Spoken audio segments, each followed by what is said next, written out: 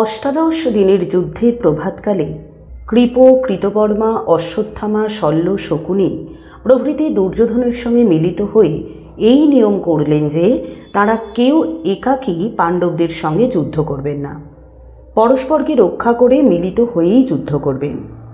শল্য সর্বতভদ্র নামক ব্যূহ রচনা করলেন এবং মদ্রদেশীয় বীরগণ এবং কর্ণপুত্রদের সঙ্গে ব্যূহের সম্মুখে রইলেন। ত্রিগর্ত সৈন্যসহ কৃতবর্মা ব্যূহের বামে, শক ও যবন সৈন্যসহ কৃপাচার্য দক্ষিণে, কম্বোজ সৈন্যসহ অশ্বত্থামা পৃষ্ঠদেশে এবং কুরু বীরগণ সহ দুর্যোধন ব্যূহের মধ্যদেশে অবস্থান করলেন। পাণ্ডবগণও নিজেদের সৈন্য ব্যূহবদ্ধ ও দ্বিধা বিভক্ত করে অগ্রসর হলেন। কৌরব পক্ষে 11,000 রথী, 10,700 গজারোহী, 2 লক্ষ অশ্বারোহী ও 3 কোটি পদাতি এবং পাণ্ডব পক্ষে 6,000 রথী ও 6,000 গজারোহী, 10,000 অশ্বারোহী ও 2 কোটি পদাতি অবশিষ্ট ছিল। দুই পক্ষের তুমুল যুদ্ধ আরম্ভ হল। কর্ণপুত্র চিত্রসেন, সত্যসেন ও সুশর্মা নকুলের হাতে নিহত হলেন। পাণ্ডবপক্ষের গজ, অশ্ব, রথী ও পদাতি সৈন্য শল্যের বাণে নিপীড়িত ও বিচলিত হল। সহদেব শল্যের পুত্রকে বধ করলেন। ভীমের গদাঘাতে শল্যের 4 অশ্ব নিহত হল। শল্য তোমর নিক্ষেপ করে ভীমের বক্ষ বিদ্ধ করলেন। বৃকোদর অবিচলিত থেকে সেই তোমর টেনে নিলেন এবং তারই আঘাতে শল্যের সারথীর হৃদয় বিদীর্ণ করলেন। পরস্পরের প্রহারে দুজনেই আহত ও বিহ্বল হলেন।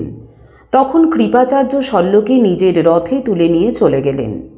ক্ষণকাল পরে ভীমসেন উঠে দাঁড়ালেন এবং মত্তের ন্যায় বিহ্বল হয়ে মদ্ররাজকে আবার যুদ্ধে আহ্বান করলেন। দুর্যোধনের প্রাসের আঘাতে যাদববীর চেতিকান নিহত হলেন। শল্যকে অগ্রবর্তী করে কৃপাচার্য, কৃতবর্মা ও শকুনি যুধিষ্ঠিরের সঙ্গে এবং 3,000 রথী সহ অশ্বত্থামা অর্জুনের সঙ্গে যুদ্ধ করতে লাগলেন। যুধিষ্ঠির তাঁর ভ্রাতাদের এবং কৃষ্ণকে ডেকে বললেন, ভীষ্ম, দ্রোণ, কর্ণ ও অন্যান্য পরাক্রান্ত বহু রাজা কৌরবদের জন্য যুদ্ধ করে নিহত হয়েছেন। তোমরাও উৎসাহের সহিত নিজ নিজ কর্তব্যে পুরুষকার দেখিয়েছ। এখন আমার ভাগে কেবল মহারথ শল্য অবশিষ্ট আছেন। আজ আমি তাকে যুদ্ধে জয় করতে ইচ্ছা করি। বীরগণ, আমার সত্য বাক্য শোনো। আজ শল্য আমাকে বধ করবেন অথবা আমি তাকে বধ করব। আজ আমি বিজয়লাভ বা মৃত্যুর জন্য ক্ষত্র ধর্মানুসারে মাতুলের সঙ্গে যুদ্ধ করব। রথযোজকগণকে তিনি বললেন তার রথে প্রচুর অস্ত্র এবং অন্যান্য উপকরণ রাখতে। সাত্যকী দক্ষিণ চক্র, ধৃষ্টদ্যুম্ন বাম চক্র এবং অর্জুন আমার পৃষ্ঠ রক্ষা করুন। ভীম আমার অগ্রে থাকুন। এতে আমার শক্তি শল্য অপেক্ষা অধিক হবে। যুধিষ্ঠিরের প্রিয়কামীগণ তার আদেশ পালন করলেন। যুধিষ্ঠির এবং শল্য বিবিধ বাণ দ্বারা পরস্পর প্রহার করতে লাগলেন। ভীম, ধৃষ্টদ্যুম্ন, সাত্যকী এবং নকুল সহদেবও শকুনি প্রভৃতির সঙ্গে যুদ্ধে রত হলেন। কৌরবগণ আশ্চর্য হয়ে দেখলেন কুন্তিপুত্র যুধিষ্ঠির, যিনি পূর্বে মৃদু ও শান্ত ছিলেন, এখন তিনি ক্রোধে ভল্লের আঘাতে শত সহস্র যোদ্ধাকে বধ করছেন। যুধিষ্ঠির শল্যের 4 অশ্ব ও 2 পৃষ্ঠ সারথীকে বিনষ্ট করলেন। তখন অশ্বত্থামা বেগে এসে শল্যকে নিজের রথে তুলে নিয়ে চলে গেলেন। কিছুক্ষণ পরে শল্য অন্য রথে চড়ে পুনর্বার যুধিষ্ঠিরের সঙ্গে যুদ্ধে রত হলেন। শল্যের 4 বাণে যুধিষ্ঠিরের 4 অশ্ব নিহত হল। তখন ভীমসেনও শল্যের 4 অশ্ব ও সারথীকে বিনষ্ট করলেন। শল্য রথ থেকে নেমে খড়গ ও চর্ম নিয়ে যুধিষ্ঠিরের প্রতি ধাবিত হলেন, কিন্তু ভীমসেন শরাঘাতে শল্যের চর্ম এবং ভল্ল দ্বারা তাঁর খড়গের মুষ্টি ছেদন করলেন। কিন্তু ভীমসেন শরাঘাতে শল্যের চর্ম এবং ভল্ল দ্বারা তাঁর খড়গের মুষ্টি ছেদন করলেন। যুধিষ্ঠির তখন গোবিন্দের বাক্য স্মরণ করে শল্যবধে যত্নবান হলেন। তিনি অশ্ব সারথীহীন রথে আরূঢ় থেকেই একটি স্বর্ণের ন্যায় উজ্জ্বল মন্ত্রসিদ্ধ শক্তি অস্ত্র নিলেন এবং মদ্ররাজকে লক্ষ্য করে নিক্ষেপ করলেন। সেই শক্তি অস্ত্র স্ফুলিঙ্গ ছড়াতে ছড়াতে মহাবেগে শল্যের অভিমুখে গেল এবং তার শুভ্র বর্ম ও বিশাল বক্ষ বিদীর্ণ করে ভূমিতে প্রবিষ্ট হল। শল্য বাহু প্রসারিত করে ভূমিতে পড়ে গেলেন। শল্য নিপতিত হলে তার কনিষ্ঠ ভ্রাতা রথারোহণে যুধিষ্ঠিরের দিকে ধাবিত হলেন এবং বহু নারাজ নিক্ষেপ করে তাকে বিদ্ধ করতে লাগলেন। যুধিষ্ঠির শল্য ভ্রাতার ধনু ও ধ্বজ ছেদন করে ভল্লের আঘাতে তার মস্তক দেহচ্যুত করলেন। কৌরব সৈন্য ভগ্ন হয়ে হাহাকার করে পালাতে লাগল। শল্য নিহত হলে তার অনুচর 700 রথী কৌরব সেনা থেকে বেরিয়ে এলেন। সেই সময় একটি পর্বতাকার হস্তিতে চড়ে দুর্যোধন সেখানে এলেন। একজন তার মস্তকের উপর ছত্র ধরেছিল, আর একজন তাকে চামর বিজন করছিল। দুর্যোধন বারবার মদ্র যোদ্ধাদের আটকাবার চেষ্টা করলেন। অবশেষে তাঁরা দুর্যোধনের অনুরোধে পুনর্বার পাণ্ডবদের সঙ্গে যুদ্ধে প্রবৃত্ত হলেন। শল্য হত হয়েছেন এবং মদ্রদেশীয় মহারথগণ ধর্মরাজকে পীড়িত করছেন শুনে অর্জুন সত্বর সেখানে এলেন। ভীম, নকুল, সহদেব, সাত্যকী প্রভৃতিও যুধিষ্ঠিরকে রক্ষা করার জন্য বেষ্টন করলেন।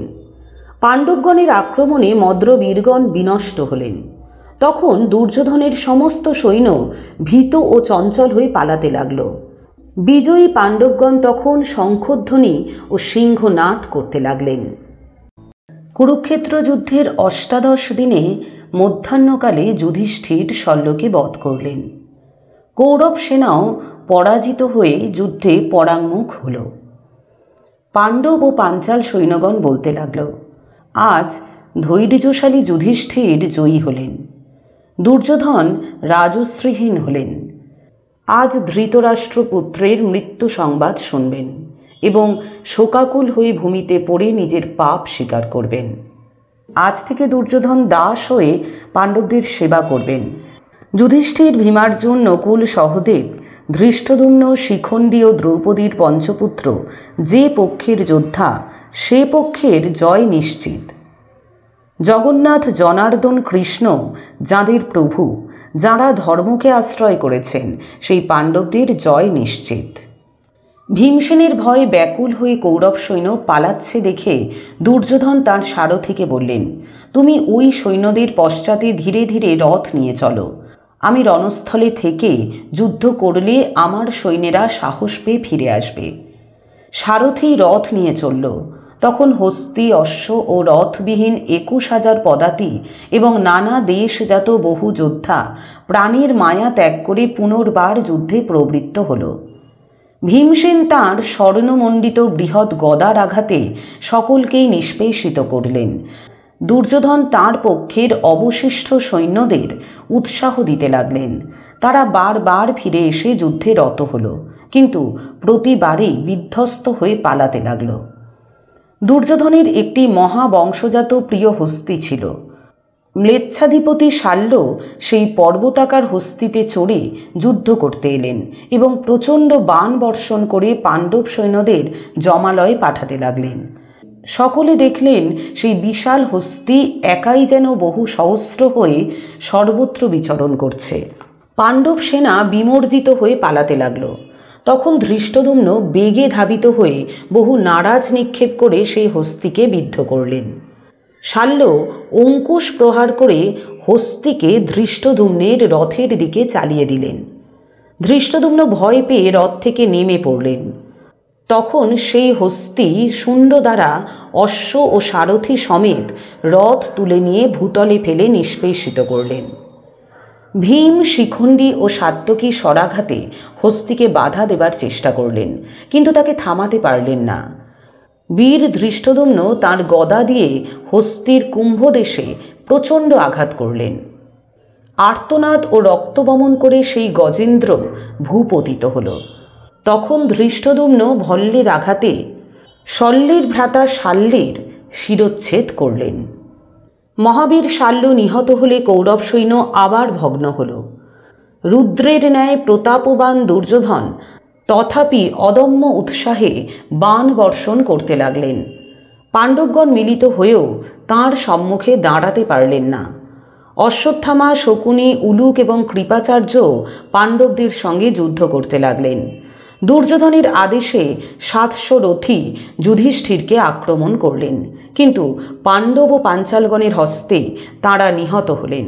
তারপর নানা দিকে বিশৃঙ্খলভাবে যুদ্ধ করতে লাগল। গান্ধাররাজ শকুনি 10,000 প্রাসধারী অশ্বারোহী সৈন্য নিয়ে এলেন, কিন্তু তার বহু সৈন্য নিহত হল। ধৃষ্টদ্যুম্ন দুর্যোধনের অশ্ব ও সারথি বিনষ্ট করলেন। তখন দুর্যোধন একটি অশ্বের পৃষ্ঠে চড়ে শকুনির কাছে গেলেন। কিছুক্ষণ পরে অশ্বত্থামা, কৃপাচার্য ও কৃতবর্মা তাদের রথারোহী যোদ্ধাদের ত্যাগ করে শকুনি ও দুর্যোধনের সঙ্গে মিলিত হলেন। ব্যাসদেবের বরে সঞ্জয় দিব্যচক্ষু লাভ করে কুরুক্ষেত্রের যুদ্ধে উপস্থিত থাকতেন এবং প্রতিদিন যুদ্ধ শেষে ধৃতরাষ্ট্রকে যুদ্ধ বৃত্তান্ত জানাতেন। কৌরব সৈন্য ক্ষীণ ও শত্রু সৈন্য বেষ্টিত হয়েছে দেখে সঞ্জয় ও 4 জন যোদ্ধা প্রাণের মায়া ত্যাগ করে ধৃষ্টদ্যুম্নের সৈন্যদের সঙ্গে কিছুক্ষণ যুদ্ধ করলেন, কিন্তু অর্জুনের বাণে নিপীড়িত হয়ে অবশেষে যুদ্ধে বিরত হলেন। সাত্যকীর প্রহারে সঞ্জয়ের বর্ম বিদীর্ণ হল, তিনি মূর্ছিত হলেন। তখন সাত্যকী তাঁকে বন্দী করলেন। দুর্মর্শন, শ্রুতান্ত, জৈত্র প্রভৃতি ধৃতরাষ্ট্রের পুত্রগণ ভীমসেনের সঙ্গে প্রচণ্ড যুদ্ধ করতে লাগলেন, কিন্তু সকলেই নিহত হলেন। অর্জুন কৃষ্ণকে বললেন, ভীমসেন ধৃতরাষ্ট্রের সকল পুত্রকেই বধ করেছে। যে 2 জন অর্থাৎ দুর্যোধন ও সুদর্শন অবশিষ্ট আছে তারাও আজ নিহত হবে। শকুনির 500 অশ্ব, 200 রথ, 100 গজ ও 1,000 পদাতি এবং কৌরব পক্ষে অশ্বত্থামা, কৃপ, সুশর্মা, শকুনি, উলুক ও কৃতবর্মা এই 6 জন বীর অবশিষ্ট আছেন। দুর্যোধনের এর অধিক বল নেই। মূঢ় দুর্যোধন যদি যুদ্ধ থেকে না পালায় তবে তাকে নিহত বলেই জানবে। তারপর অর্জুন ত্রিগর্তদেশীয় সত্যকর্মা, সত্যেশু, সুশর্মা ও সুশর্মার 45 জন পুত্র এবং তাদের অনুচরদের বিনষ্ট করলেন। দুর্যোধন ভ্রাতা সুদর্শন ভীমসেন কর্তৃক নিহত হলেন। শকুনি, তার পুত্র উলুক এবং তাদের অনুচরগণ মৃত্যুপণ করে পাণ্ডবদের প্রতি ধাবিত হলেন। সহদেব ভল্লের আঘাতে উলুকের শিরচ্ছেদ করলেন। শকুনি যুদ্ধ করতে লাগলেন এবং একটি ভীষণ শক্তি অস্ত্র সহদেবের প্রতি নিক্ষেপ করলেন। সহদেব বাণ দ্বারা সেই শক্তি ছেদন করে ভল্লের আঘাতে শকুনির মস্তক দেহচ্যুত করলেন। শকুনির অনুচরগণও অর্জুনের হস্তে নিহত হল। কুরুক্ষেত্র যুদ্ধের 18 দিনে শকুনির বধের পর কৌরব সৈন্য দুর্যোধনের বাক্যে উৎসাহিত হয়ে পুনর্বার যুদ্ধে রত হল, কিন্তু পাণ্ডব সৈন্যের আক্রমণে তারা একেবারে নিঃশেষ হয়ে গেল। দুর্যোধনের 11 অক্ষৌহিণী সেনা ধ্বংস হল। পাণ্ডব সেনার 2000 রথ, 700 হস্তি, 5000 অশ্ব ও 10,000 পদাতি অবশিষ্ট রইল। দুর্যোধন যখন দেখলেন যে তার সহায় কেউ নেই, তখন তিনি তাঁর নিহত অশ্ব পরিত্যাগ করে একাকী গদা হস্তে দ্রুত বেগে পূর্ব মুখে প্রস্থান করলেন।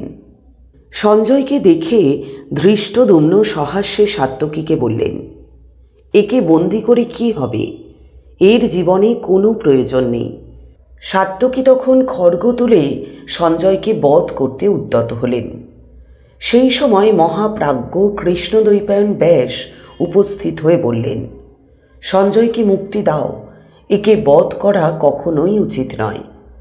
সাত্যকী কৃতাঞ্জলি হয়ে ব্যাসদেবের আদেশ মেনে নিয়ে বললেন, সঞ্জয় যাও, তোমার মঙ্গল হোক। বর্মহীন ও নিরস্ত্র সঞ্জয় মুক্তি পেয়ে সায়াহ্নকালে রুধিরাক্ত দেহে হস্তিনাপুরের দিকে প্রস্থান করলেন। রণস্থল থেকে 1 ক্রোশ দূরে গিয়ে সঞ্জয় দেখলেন দুর্যোধন ক্ষতবিক্ষত দেহে গদা হস্তে একাকী রয়েছেন। দুজনে অশ্রুপূর্ণ নয়নে কাতরভাবে কিছুক্ষণ পরস্পরের দিকে চেয়ে রইলেন। তারপর সঞ্জয় তাঁর বন্ধন ও মুক্তির বিষয় জানালেন। ক্ষণকাল পরে দুর্যোধন প্রকৃতিস্থ হয়ে তার ভ্রাতৃগণ ও সৈন্যদের বিষয়ে জিজ্ঞাসা করলেন। সঞ্জয় বললেন, আপনার সকল ভ্রাতাই নিহত হয়েছেন, সৈন্যও নষ্ট হয়েছে, কেবল 3 জন রথী কৃপ, অশ্বত্থামা ও কৃতবর্মা অবশিষ্ট আছেন। প্রস্থানকালে ব্যাসদেব আমাকে এই কথা বলেছেন। দুর্যোধন দীর্ঘ নিঃশ্বাস ফেলে সঞ্জয়কে স্পর্শ করে বললেন, এই সংগ্রামে আমার পক্ষে তুমি ভিন্ন দ্বিতীয় কেউ জীবিত নেই, কিন্তু পাণ্ডবরা সহায় সম্পন্নই রয়েছে। সঞ্জয়, তুমি প্রজ্ঞাচক্ষু রাজা ধৃতরাষ্ট্রকে বলবে আপনার পুত্র দুর্যোধন দৈপায়ন হ্রদে আশ্রয় নিয়েছে। আমার সুহৃদ ভ্রাতা ও পুত্রেরা গত হয়েছে, রাজ্য পাণ্ডবেরা নিয়েছে। এ অবস্থায় কে বেঁচে থাকতে চায়? তুমি আরও বলবে আমি মহাযুদ্ধ থেকে মুক্ত হয়ে ক্ষত বিক্ষত দেহে এই হ্রদে সুপ্তের ন্যায় নিশ্চেষ্ট হয়ে জীবিত রয়েছি। এই কথা বলে রাজা দুর্যোধন দৈপায়ন হ্রদের মধ্যে প্রবেশ করলেন এবং মায়া দ্বারা তার জল স্তম্ভিত করে রইলেন। এই সময় কৃপাচার্য, অশ্বত্থামা ও কৃতবর্মা রথারোহণে সেখানে উপস্থিত হলেন। সঞ্জয় সকল সংবাদ জানালে অশ্বত্থামা বললেন, ধিক, রাজা দুর্যোধন জানেন না যে আমরা জীবিত আছি। তার সঙ্গে মিলিত হয়ে শত্রুদের সঙ্গে যুদ্ধ করতেও সমর্থ আছি। সেই 3 মহারথ বহুক্ষণ বিলাপ করলেন। তারপর পাণ্ডবদের দেখতে পেয়ে বেগে শিবিরে চলে গেলেন। সূর্যাস্ত হলে কৌরব শিবিরের সকলেই দুর্যোধন ভ্রাতাদের বিনাশের সংবাদ পেয়ে অত্যন্ত ভীত হল। দুর্যোধনের অমাত্যগণ এবং বেত্রধারী নারী রক্ষকগণ রাজভার্যাদের নিয়ে হস্তিনাপুরে যাত্রা করলেন। শয্যা আস্তরণ প্রভৃতিও পাঠানো হল। অন্যান্য সকলে অশ্ব তরিযুক্ত রথে চড়ে নিজ নিজ পত্নী সহ প্রস্থান করলেন। পূর্বে রাজপুরীতে যে সকল নারীকে সূর্য দেখতে পেতেন না, তাঁদের এখন সকলেই দেখতে লাগল।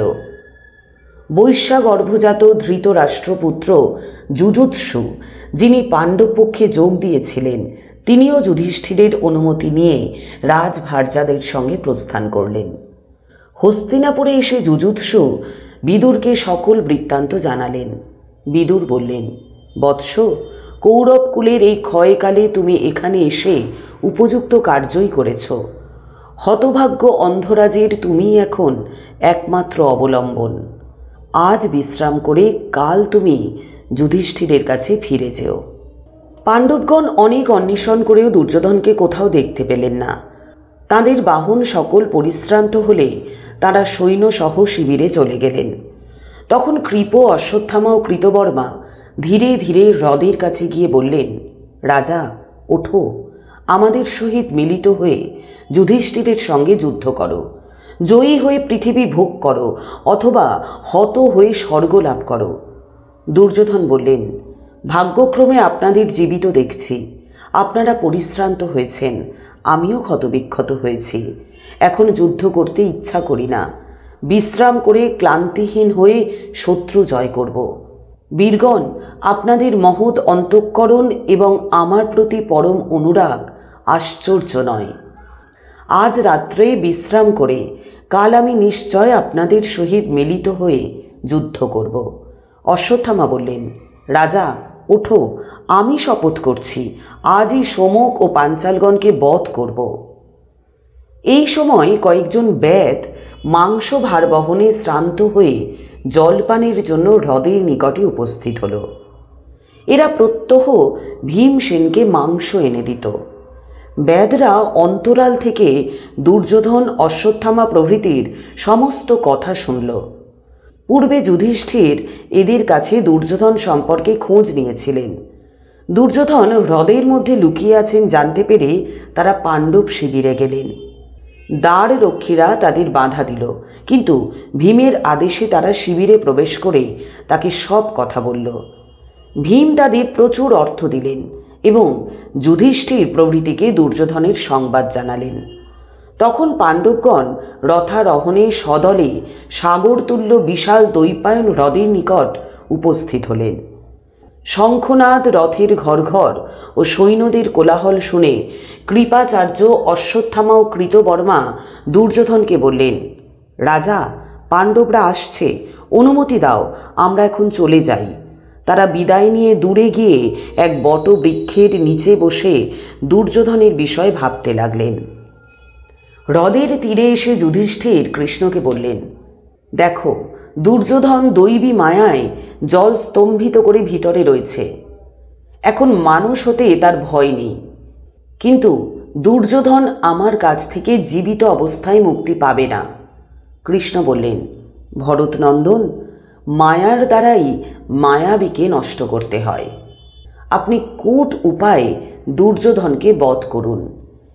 এইরূপ উপায়েই দানবরাজ বলি বদ্ধ হয়েছিলেন এবং হিরণ্যকশিপু, বৃত্র, রাবণ, তারকাসুর, সুন্দ, উপসুন্দ প্রভৃতি নিহত হয়েছিলেন। যুধিষ্ঠির সহাস্যে জলস্থ দুর্যোধনকে বললেন, সুযোধন, ওঠো, আমাদের সঙ্গে যুদ্ধ করো। তোমার দর্প আর মান কোথায় গেল? যুদ্ধ থেকে পালিয়ে আসা সজ্জনের ধর্ম নয়, স্বর্গপ্রদও নয়। তুমি পুত্র, ভ্রাতা ও পিতৃগণকে নিপাতিত দেখেও যুদ্ধ শেষ না করে নিজে বাঁচতে চাও। বৎস, তুমি আত্মীয়, বয়স্য, বান্ধবগণকে বিনষ্ট করিয়ে হ্রদের মধ্যে লুকিয়ে আছো। দুর্বুদ্ধি, তুমি বীর নও, তথাপি মিথ্যা বীরত্বের অভিমান করো। ওঠো, ভয় ত্যাগ করে যুদ্ধ করো, আমাদের পরাজিত করে পৃথিবী শাসন করো, অথবা নিহত হয়ে ভূমিতে শয়ন করো। দুর্যোধন জলের মধ্য থেকে উত্তর দিলেন, মহারাজ, প্রাণীগণ ভয়ে অভিভূত হয় তা বিচিত্র নয়, কিন্তু আমি প্রাণীর ভয়ে পালিয়ে আসিনি। আমার রথ নেই, তুন নেই, আমার পার্শ্বরক্ষী সারথি নেই। আমি সহায়হীন, একাকী, অত্যন্ত ক্লান্ত হয়ে বিশ্রামের জন্য জল মধ্যে আশ্রয় নিয়েছি। কুন্তিপুত্র, আপনারা আশ্বস্ত হন, আমি উঠে আপনাদের সকলের সঙ্গেই যুদ্ধ করব। যুধিষ্ঠির বললেন, সুযোধন, আমরা আশ্বস্তই আছি। বহুক্ষণ তোমার অন্বেষণ করেছি, এখন জল থেকে উঠে যুদ্ধ করো। দুর্যোধন বললেন, মহারাজ, যাদের জন্য কুরুরাজ্য আমার কাম্য, আমার সেই ভ্রাতারা সকলেই পরলোকে গেছেন।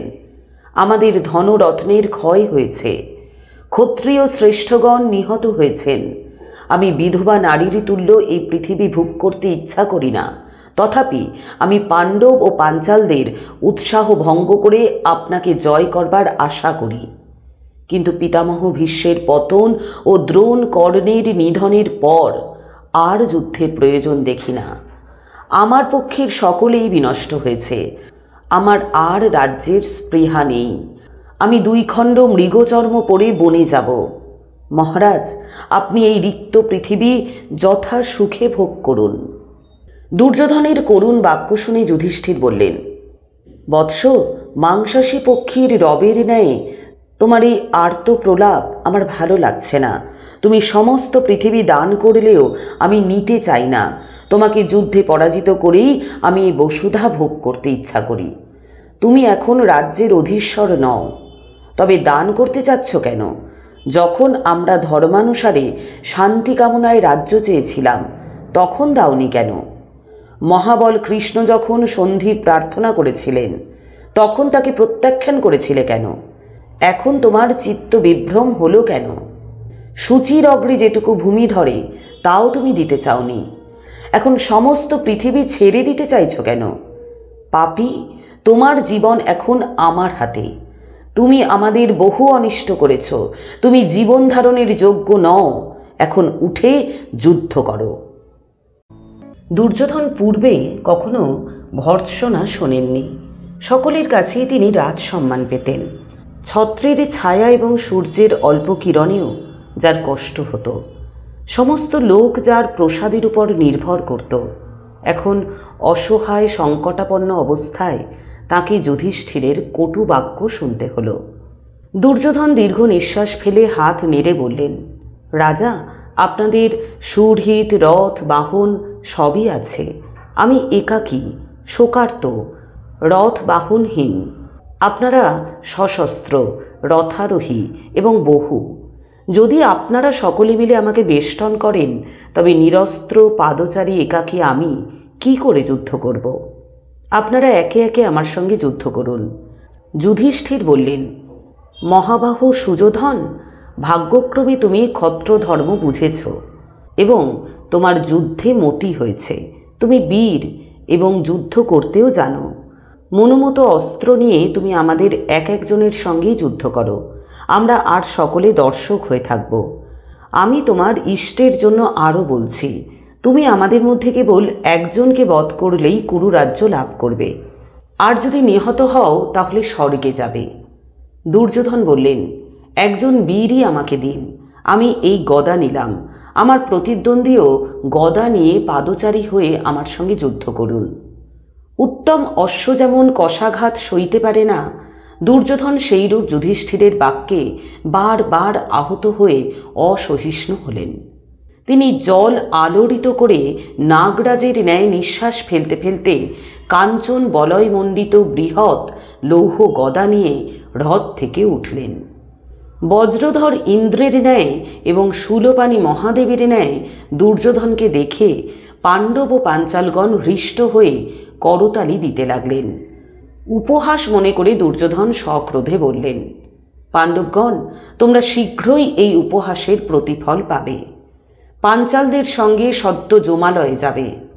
তারপর রক্তাক্ত দেহ দুর্যোধন মেঘ মন্দ্রস্বরে বললেন, যুধিষ্ঠির, আমি অবশ্যই আপনাদের সকলের সঙ্গে যুদ্ধ করব, কিন্তু আপনি জানেন যে একজনের সঙ্গে এককালে বহু লোকের যুদ্ধ উচিত নয়। যুধিষ্ঠির বললেন, সুযোধন, যখন অনেক মহারথ মিলে অভিমন্যুকে বধ করেছিলে তখন তোমার এই বুদ্ধি হয়নি কেন? লোকে বিপদে পড়লেই ধর্মের সন্ধান করে, কিন্তু সম্পদের সময় তারা পরলোকের দ্বার রুদ্ধ দেখে। বীর, তুমি বর্ম ধারণ করো, কেশ বেষ্টন করো, যুদ্ধের যে উপকরণ তোমার নেই তাও নাও। আমি পুনর্বার বলছি, পঞ্চ পাণ্ডবের মধ্যে যার সঙ্গে তোমার ইচ্ছা তারই সঙ্গে তুমি যুদ্ধ করো। তাকে বধ করে কুরু রাজ্যের অধিপতি হও, অথবা নিহত হয়ে স্বর্গে যাও। তোমার জীবন রক্ষা ভিন্ন আর কি প্রিয় কার্য আমি করব বলো? দুর্যোধন স্বর্ণময় বর্ম এবং বিচিত্র শিরস্ত্রাণ ধারণ করে গদা হস্তে যুদ্ধের জন্য প্রস্তুত হলেন। কৃষ্ণ ক্রুদ্ধ হয়ে যুধিষ্ঠিরকে বললেন, মহারাজ, দুর্যোধন যদি আপনার সঙ্গে অথবা অর্জুন, নকুল বা সহদেবের সঙ্গে যুদ্ধ করতে চান তবে আপনি কি করবেন? আপনি কেন এই দুঃসাহসের কথা বললেন? আমাদের মধ্যে একজনকে বধ করেই কুরু রাজ্যের অধিপতি হও। ভীমসেনকে বধ করবার ইচ্ছায় দুর্যোধন 13 বৎসর একটা লৌহ মূর্তির ওপর গদা প্রহার অভ্যাস করেছেন। ভীমসেন ভিন্ন দুর্যোধনের প্রতিযোদ্ধা দেখছি না, কিন্তু ভীমও গদা যুদ্ধ শিক্ষায় অধিক পরিশ্রম করেননি। আপনি শকুনির সঙ্গে দ্রুত ক্রীড়া করে যেমন বিষম কার্য করেছিলেন, আজও সেইরূপ করছেন। ভীম অধিকতর বলবান এবং সহিষ্ণু, কিন্তু দুর্যোধন অধিকতর কৃতী। বলবান অপেক্ষা কৃতী শ্রেষ্ঠ। মহারাজ, আপনি শত্রুকে সুবিধা দিয়েছেন, আমাদের বিপদে ফেলেছেন। গদাহস্ত দুর্যোধনকে বধ করতে পারেন এমন মানুষ বা দেবতা আমি দেখি না। আপনারা কেউ ন্যায় যুদ্ধে দুর্যোধনকে জয় করতে পারবেন না। ভীম বললেন, মধুসূদন, তুমি বিষণ্ণ হয়েও না। আজ আমি দুর্যোধনকে বধ করব তাতে সন্দেহ নেই।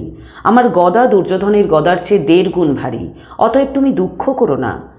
দুর্যোধনের কথা দূরে থাক, আমি দেবগণ এবং ত্রিলোকের সকলের সঙ্গেই যুদ্ধ করতে পারি। বাসুদেব হৃষ্ট হয়ে বললেন, মহাবাহু, আপনাকে আশ্রয় করেই ধর্মরাজ শত্রুহীন হয়ে রাজলক্ষ্মী লাভ করবেন তাতে সন্দেহ নেই। ভীম গদা হস্তে দণ্ডায়মান হয়ে দুর্যোধনকে যুদ্ধে আহ্বান করলেন। মত্ত হস্তি যেমন মত্ত হস্তির অভিমুখে যায়, দুর্যোধন সেইরূপ ভীমের কাছে গেলেন। ভীম তাকে বললেন, রাজা ধৃতরাষ্ট্র আর তুমি যেসব দুষ্কর্ম করেছ তা এখন স্মরণ করো। দুরাত্মা, তুমি সভা মধ্যে রজস্বলা দ্রৌপদীকে কষ্ট দিয়েছিলে। শকুনির বুদ্ধিতে যুধিষ্ঠিরকে দ্রুত ক্রীড়ায় জয় করেছিলে। নিরপরাধ পাণ্ডবদের প্রতি বহু দুর্ব্যবহার করেছিলে। তার মহৎ ফল এখন দেখো। তোমার জন্যই আমাদের পিতামহ ভীষ্ম শরশয্যায় পড়ে আছেন। দ্রোণ, কর্ণ, শল্য, শকুনি তোমার বীর ভ্রাতা এবং পুত্রেরা এবং তোমার পক্ষে রাজারা সসৈন্যে নিহত হয়েছেন। কুলগ্ন পুরুষাধম একমাত্র তুমিই এখন অবশিষ্ট আছো। আজ তোমাকে গদাঘাতে বধ করব তাতে সন্দেহ নেই। দুর্যোধন বললেন, বৃকোদর, আত্মশ্লাঘা করে কি হবে? আমার সঙ্গে যুদ্ধ করো, তোমার যুদ্ধপ্রীতি আজ দূর করব। পাপী, কোন শত্রু আজ ন্যায়যুদ্ধে আমাকে জয় করতে পারবে? ইন্দ্রও পারবেন না। কুন্তিপুত্র, শরৎকালীন মেঘের ন্যায় বৃথা গর্জন করো না। তোমার যত বল আছে তা আজ যুদ্ধে দেখাও। এই সময় হলায়ুধ বলরাম সেখানে উপস্থিত হলেন। তিনি সংবাদ পেয়েছিলেন যে দুর্যোধন এবং ভীম যুদ্ধে উদ্যত হয়েছেন। কৃষ্ণ ও পাণ্ডবগণ তাকে যথাবিধি অর্চনা করে বললেন, আপনি আপনার দুই শিষ্যের যুদ্ধ কৌশল দেখুন। বলরাম বললেন, কৃষ্ণ, আমি পুষ্যা নক্ষত্রে দ্বারকা ত্যাগ করেছি, আর এরপর ৪২ দিন গত হয়েছে। এখন শ্রবণা নক্ষত্রে এখানে এসেছি। এই বলে নীল বসন শুভ্রকান্তি বলরাম সকলকে যথাযোগ্য সম্মাননা, আলিঙ্গন এবং কুশল প্রশ্ন করে যুদ্ধ দেখবার জন্য উপবিষ্ট হলেন। বলরাম যুধিষ্ঠিরকে বললেন, নৃপশ্রেষ্ঠ, আমি ঋষিদের কাছে শুনেছি যে কুরুক্ষেত্র অতি পুণ্যময় স্বর্গপ্রদ স্থান। সেখানে যারা যুদ্ধে নিহত হন তারা ইন্দ্রের সহিত স্বর্গে বাস করেন। অতএব এখান থেকে সমন্ত পঞ্চকে চলুন। সেই স্থান প্রজাপতির উত্তরবেদী বলে প্রসিদ্ধ। তখন যুধিষ্ঠিরাদি ও দুর্যোধন পদব্রজে গিয়ে সরস্বতীর দক্ষিণ তীরে একটি পবিত্র উন্মুক্ত স্থানে উপস্থিত হলেন। অনন্তর দুর্যোধন এবং ভীম পরস্পরকে যুদ্ধে আহ্বান করলেন এবং দুই বৃষের ন্যায় গর্জন করে আস্ফালন করতে লাগলেন। কিছুক্ষণ বাগযুদ্ধের পর তুমুল গদা যুদ্ধ আরম্ভ হল। দুই বীর পরস্পরের ছিদ্রানুসন্ধান করে প্রহার করতে লাগলেন। বিচিত্র গতিতে মণ্ডলাকারে ভ্রমণ করে এগিয়ে গিয়ে পিছনে হটে, একবার নিচু হয়ে একবার লাফিয়ে উঠে তারা নানা প্রকার যুদ্ধ কৌশল দেখালেন। দুর্যোধন তার গদা ঘুরিয়ে ভীমের মাথায় আঘাত করলেন। ভীম অবিচলিত থেকে প্রত্যাঘাত করলেন, কিন্তু দুর্যোধন ক্ষিপ্র গতিতে সরে গিয়ে ভীমের প্রহার ব্যর্থ করে দিলেন। তারপর ভীম বক্ষে আহত হয়ে মূর্ছিত প্রায় হলেন এবং কিছুক্ষণ পর প্রকৃতিস্থ হয়ে দুর্যোধনের পার্শ্বে প্রহার করলেন। দুর্যোধন বিহ্বল হয়ে হাঁটু গেড়ে বসে পড়লেন এবং আবার উঠে গদাঘাতে ভীমকে ভূপাতিত করলেন। ভীমের বর্ম বিদীর্ণ হল। মুহূর্তকাল পরে তিনি দাঁড়িয়ে উঠে তাঁর রক্তাক্ত মুখ মুছলেন। তখন নকুল, সহদেব, ধৃষ্টদ্যুম্ন ও সাত্যকী দুর্যোধনের দিকে ধাবিত হলেন। ভীম তাদের নিবৃত্ত করে পুনর্বার দুর্যোধনকে আক্রমণ করলেন। যুদ্ধ ক্রমশ দারুণ হচ্ছে দেখে অর্জুন বললেন, জনার্দন, এই দুই বীরের মধ্যে কে শ্রেষ্ঠ? কৃষ্ণ বললেন, এরা দুজনেই সমান শিক্ষা পেয়েছেন, কিন্তু ভীমসেন অধিক বলশালী এবং দুর্যোধন ক্ষমতায় ও যত্নে শ্রেষ্ঠ। ভীম ন্যায়যুদ্ধে জয়লাভ করবেন না, অন্যায় যুদ্ধেই দুর্যোধনকে বধ করতে পারবেন। দূতসভায় ভীম প্রতিজ্ঞা করেছিলেন যে যুদ্ধে গদাঘাতে দুর্যোধনের উরু ভঙ্গ করবেন। এখন সেই প্রতিজ্ঞা পালন করুন। মায়াবী দুর্যোধনকে মায়া দ্বারাই বিনষ্ট করুন। ভীম যদি কেবল নিজের বলের উপর নির্ভর করে ন্যায়যুদ্ধ করেন তবে যুধিষ্ঠির বিপদে পড়বেন। ধর্মরাজের দোষে আবার আমরা সংকটে পড়েছি। বিজয় লাভ আসন্ন হয়েও সংশয়ের বিষয় হয়েছে। যুধিষ্ঠির নির্বোধের ন্যায় এই পণ করেছেন যে দুর্যোধন একজনকে বধ করতে পারলেই জয়ী হবেন। শুক্রাচার্যের রচিত একটি পুরাতন শ্লোক আছে, পরাজিত হতাবশিষ্ট যোদ্ধা যদি ফিরে আসে তবে তাকে ভয় করতে হবে, কারণ সে মরণ পণ করে যুদ্ধ করবে। অর্জুন তখন ভীমকে দেখিয়ে নিজের বাম উরুতে চপেটাঘাত করলেন। এই সময় ভীম ও দুর্যোধন দুজনেই পরিশ্রান্ত হয়েছিলেন। সহসা দুর্যোধনকে নিকটে পেয়ে ভীম মহাবেগে তাঁর গদা নিক্ষেপ করলেন। দুর্যোধন সত্বর সরে গিয়ে ভীমকে প্রহার করলেন। ভীম রুধিরা রক্ত দেহে কিছুক্ষণ মূর্ছিতের ন্যায় রইলেন। তারপর আবার দুর্যোধনের প্রতি ধাবিত হলেন। ভীমের প্রহার ব্যর্থ করবার ইচ্ছায় দুর্যোধন লাফিয়ে উঠলেন। সেই অবসরে ভীম সিংহের ন্যায় গর্জন করে গদাঘাতে দুর্যোধনের দুই উরু ভঙ্গ করলেন। দুর্যোধন সশব্দে ভূতলে নিপতিত হলেন। তখন ধূলি বৃষ্টি, রক্ত বৃষ্টি, উল্কাপাত হল। যক্ষ রাক্ষস পিশাচগণ অন্তরিক্ষে কোলাহল করে উঠল। ঘোর দর্শন কবন্ধ সকল নৃত্য করতে লাগল। ভূপতিত শত্রুকে ভর্ৎসনা করে ভীম বললেন, আমাদের শঠতা দ্রুত ক্রীড়া বা বঞ্চনা নেই। আমরা আগুন লাগাই না, নিজের বাহুবলেই শত্রু বধ করি। তারপর ভীম তার বাঁ পা দিয়ে দুর্যোধনের মাথা মারিয়ে তাকে শঠ বলে তিরস্কার করলেন। ক্ষুদ্রচেতা ভীমের আচরণে সমক বীরগণ অসন্তুষ্ট হলেন। যুধিষ্ঠির বললেন, ভীম, তুমি সৎ বা অসৎ উপায় শত্রুতার প্রতিশোধ নিয়েছ, প্রতিজ্ঞাও পূর্ণ করেছ, এখন ক্ষান্ত হও। রাজা দুর্যোধন এখন হতপ্রায়। ইনি 11 অক্ষয়িনী সেনা ও কৌরবগণের অধিপতি। তোমার জ্ঞাতি, তুমি চরণ দিয়ে একে স্পর্শ করো না। এর জন্য শোক করাই উচিত, উপহাস উচিত নয়। এর অমাত্য ভ্রাতা ও পুত্রগণ নিহত হয়েছেন, পিণ্ডলোক হয়েছে। ইনি তোমার ভ্রাতা, একে পদাঘাত করে তুমি অন্যায় করেছ।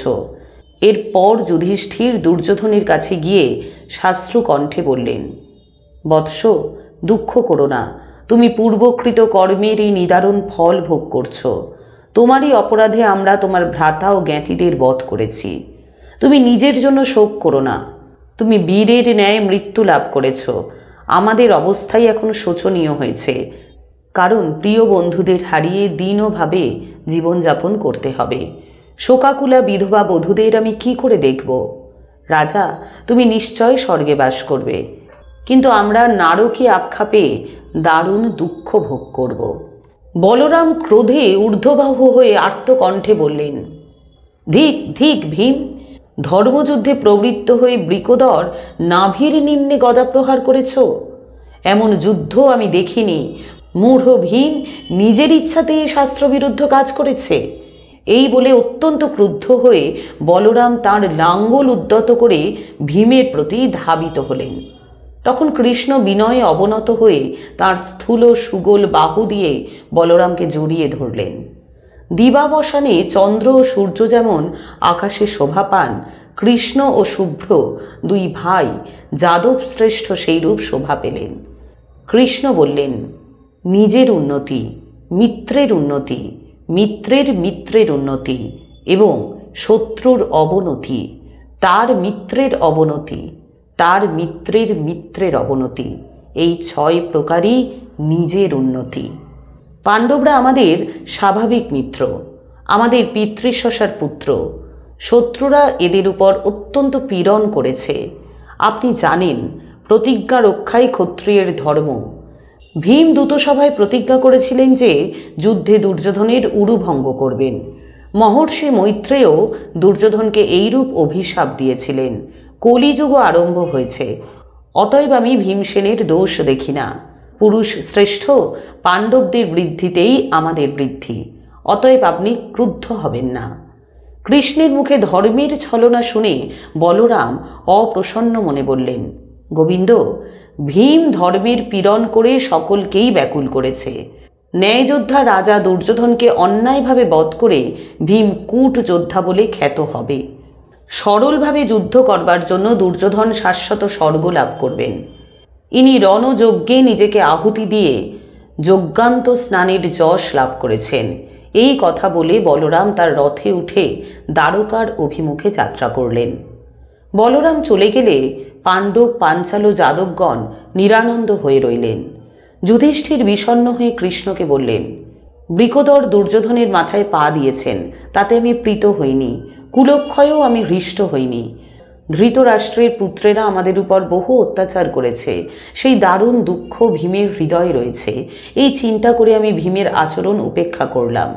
ভীমের কার্য ধর্মসঙ্গত বা ধর্মবিরুদ্ধ যাই হোক, তিনি অমার্জিত বুদ্ধি, লোভী, কামনার দাস দুর্যোধনকে বধ করে অভীষ্ট লাভ করুন।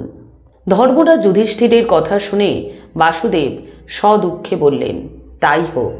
তিনি ভীমকে প্রীত করবার ইচ্ছায় তার সকল কার্যের অনুমোদন করলেন। অসন্তুষ্ট অর্জুন ভীমকে ভালো মন্দ কিছুই বললেন না।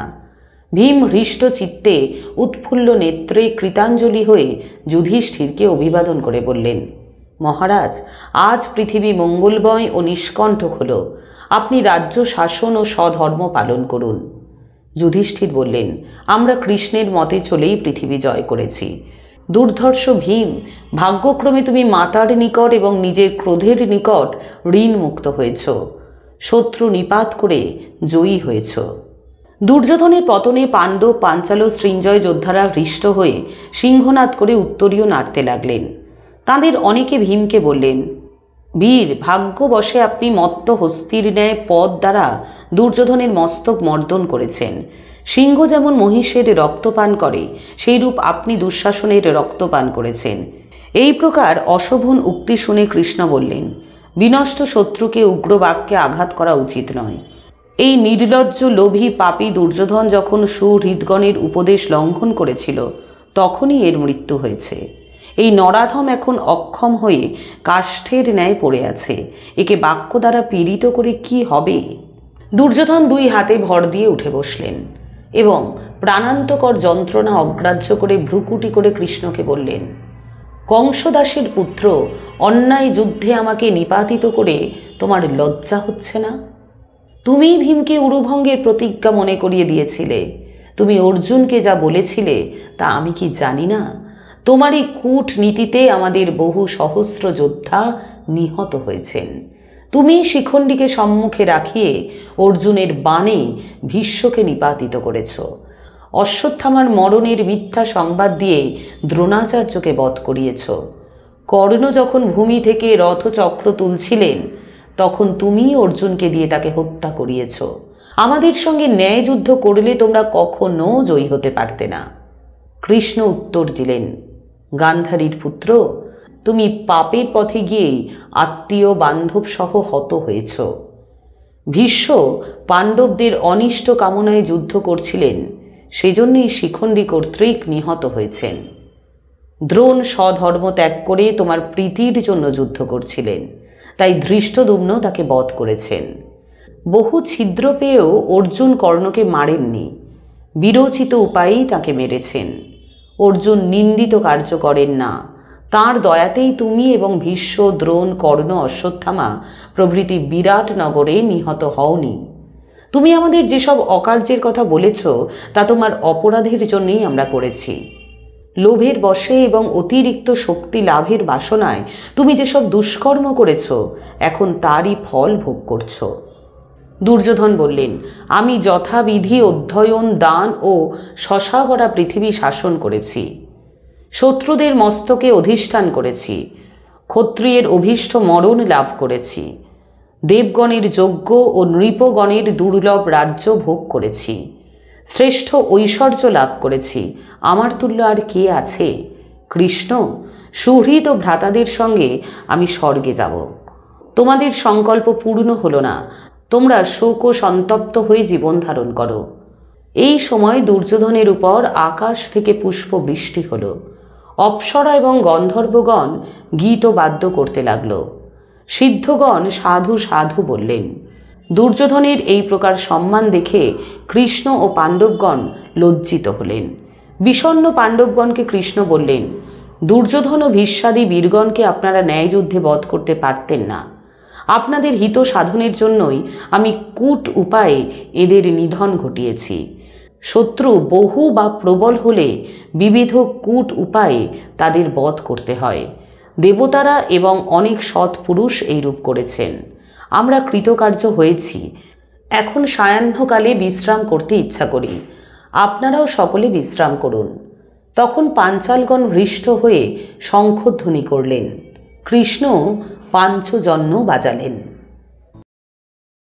দুর্যোধনের মৃত্যুর পর সকলে নিজ নিজ আবাসে প্রস্থান করলেন। পাণ্ডবগণ দুর্যোধনের শিবিরে গেলেন। স্ত্রীলোক, নপুংসক ও বৃদ্ধ অমাত্যগণ সেখানে ছিলেন। দুর্যোধনের পরিচারকগণ কৃতাঞ্জলি হয়ে তাঁদের সম্মুখে এলো। পাণ্ডবগণ রথ থেকে নামলে কৃষ্ণের উপদেশে অর্জুন তাঁর গান্ডীব এবং 2 অক্ষয় তুন নামিয়ে নিলেন। তারপর কৃষ্ণ নামলেন। তখনই রথের ধ্বজাস্থিত দিব্য বানর অন্তর্হিত হল। রথ এবং অস্ত্র সকলও ভস্ম হয়ে গেল। বিস্মিত অর্জুনকে কৃষ্ণ বললেন, বহুবিধ অস্ত্রের প্রভাবে তোমার রথ পূর্বেই অগ্নিসংযোগ হয়েছিল। আমি উপরে থাকায় এত কাল তা দগ্ধ হয়নি। এখন তুমি কৃতকার্য হয়েছ, আমিও নেমেছি, সেজন্য রথ ভস্ম হয়ে গেল। পাণ্ডবপক্ষের যোদ্ধারা দুর্যোধনের শিবিরে অসংখ্য ধনরত্ন ও দাস দাসী পেয়ে কোলাহল করতে লাগলেন। কৃষ্ণের উপদেশে পঞ্চপাণ্ডব ও সাত্যকী শিবিরের বহির্দেশে নদী তীরে রাত্রি যাপনের আয়োজন করলেন। যুধিষ্ঠির কৃষ্ণকে বললেন, জনার্দন, ধৃতরাষ্ট্র মহিষী তপস্বিনী গান্ধারী পুত্র পৌত্রগণের নিধন শুনে নিশ্চয় আমাদের ভস্মসাৎ করবেন। তোমার অনুগ্রহেই আমাদের রাজ্য নিষ্কণ্টক হয়েছে। তুমি আমাদের জন্য বারবার অস্ত্রাঘাত ও কঠোর বাক্য যন্ত্রণা সয়েছ। এখন পুত্র শোকার্ত গান্ধারীর ক্রোধ শান্ত করে আমাদের রক্ষা করো। দারুকের রথে চড়ে কৃষ্ণ তখনই হস্তিনাপুরে গেলেন। সেখানে ব্যাসদেবকে দেখে তাঁর চরণ বন্দনা করে কৃষ্ণ ধৃতরাষ্ট্র ও গান্ধারীকে অভিবাদন করলেন। ধৃতরাষ্ট্রের হাত ধরে কৃষ্ণ সরোদনে বললেন, মহারাজ, কুলক্ষয় ও যুদ্ধ নিবারণের জন্য পাণ্ডবরা অনেক চেষ্টা করেছিলেন, কিন্তু কৃতকার্য হননি। তারা বহু কষ্ট ভোগ করেছেন। যুদ্ধের পূর্বে আমি আপনার কাছে এসে পাণ্ডবদের জন্য 5টি গ্রাম চেয়েছিলাম, কিন্তু লোভের বশে তাতেও আপনি সম্মত হননি।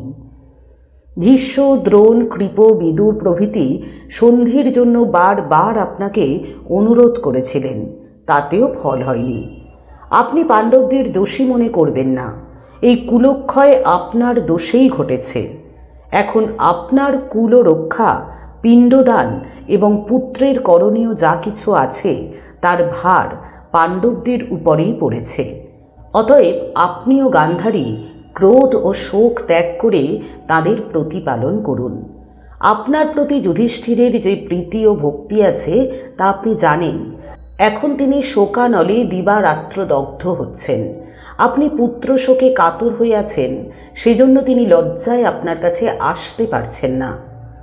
তারপর বাসুদেব গান্ধারীকে বললেন, সুবল নন্দিনী, আপনার তুল্য নারী পৃথিবীতে দেখা যায় না। দুই পক্ষের হিতের জন্য আপনি যে উপদেশ দিয়েছিলেন তা আপনার পুত্রেরা পালন করেননি। আপনি দুর্যোধনকে ভর্ৎসনা করে বলেছিলেন, মূঢ়, যেখানে ধর্ম সেখানেই জয়। কল্যাণী, আপনার সেই বাক্য এখন সফল হয়েছে। অতএব শোক করবেন না, পাণ্ডবদের বিনাশ কামনাও করবেন না। আপনি তপস্যার প্রভাবে ক্রোধদীপ্ত নয়ন দ্বারা চরাচর সহ সমস্ত পৃথিবী দগ্ধ করতে পারেন। গান্ধারী বললেন, কেশব, তুমি যা বললে তা সত্য। দুঃখে আমার মন অস্থির হয়েছিল, তোমার কথায় শান্ত হলো। এখন তুমি আর পাণ্ডবরাই এই পুত্রহীন বৃদ্ধ ও অন্ধ রাজার অবলম্বন। এই বলে গান্ধারী বস্ত্রে মুখ ঢেকে কাঁদতে লাগলেন। ধৃতরাষ্ট্র ও গান্ধারীকে সান্ত্বনা দিতে দিতে কৃষ্ণের জ্ঞান হলো যে অশ্বত্থামা এক দুষ্ট সংকল্প করেছেন। তিনি তখনই গাত্রোত্থান করলেন এবং ব্যাসদেবকে প্রণাম করে ধৃতরাষ্ট্রকে বললেন, মহারাজ, আর শোক করবেন না। আমার এখন স্মরণ হলো যে অশ্বত্থামা পাণ্ডবদের বিনাশের সংকল্প করেছেন, সে কারণে আমি এখন যাচ্ছি। ধৃতরাষ্ট্র ও গান্ধারী বললেন, কৃষ্ণ, তুমি শীঘ্র গিয়ে পাণ্ডবদের রক্ষার ব্যবস্থা করো, আবার যেন তোমার সঙ্গে আমাদের দেখা হয়। কৃপাচার্য, অশ্বত্থামা ও কৃতবর্মা দ্রুত মুখে দুর্যোধনের উরুভঙ্গের সংবাদ শুনে রথে চড়ে সত্বর তার কাছে এলেন। অশ্বত্থামা শোকার্ত হয়ে বললেন, মহারাজ, আপনি পৃথিবীর অধীশ্বর হয়ে এই নির্জন বনে একাকী পড়ে আছেন কেন? দুর্যোধন শাস্ত্রু নয়নে বললেন, বীরগণ, কাল ও ধর্মে সমস্তই বিনষ্ট হয়। আমি কখনো যুদ্ধে বিমুখ হইনি। পাপী পাণ্ডবগণ কপট উপায়ে আমাকে নিপাতিত করেছে। ভাগ্যক্রমে আপনারা 3 জন জীবিত আছেন। আপনারা আমার জন্য দুঃখ করবেন না। যদি বেদবাক্য সত্য হয় তবে আমি নিশ্চয় স্বর্গলোকে যাব। আপনারা জয়লাভের জন্য যথাসম্ভব চেষ্টা করেছেন, কিন্তু দৈবকে অতিক্রম করা অসাধ্য। অশ্বত্থামা বললেন, মহারাজ, পাণ্ডবরা নিষ্ঠুর উপায়ে আমার পিতাকে বধ করেছে, কিন্তু তার জন্য আমার তত শোক হয়নি যত তোমার জন্য হচ্ছে। আমি শপথ করছি, কৃষ্ণের সমক্ষেই আজ সমস্ত পাঞ্চালদের জমালয়ে পাঠাবো। তুমি আমাকে অনুমতি দাও। দুর্যোধন প্রীত হয়ে কৃপকে বললেন, আচার্য, শীঘ্র জলপূর্ণ কলস আনুন। কৃপাচার্য কলস আনলে দুর্যোধন বললেন, দ্বিজশ্রেষ্ঠ, দ্রোণ পুত্রকে সেনাপতির পদে অভিষিক্ত করুন। অভিষেক সম্পন্ন হলে অশ্বত্থামা দুর্যোধনকে আলিঙ্গন করলেন এবং সিংহনাদে সর্বদিক ধ্বনিত করে কৃপ ও কৃতবর্মার সঙ্গে প্রস্থান করলেন। দুর্যোধন রক্তাক্ত দেহে সেখানে শুয়ে সেই ঘোর রজনী যাপন করতে লাগলেন।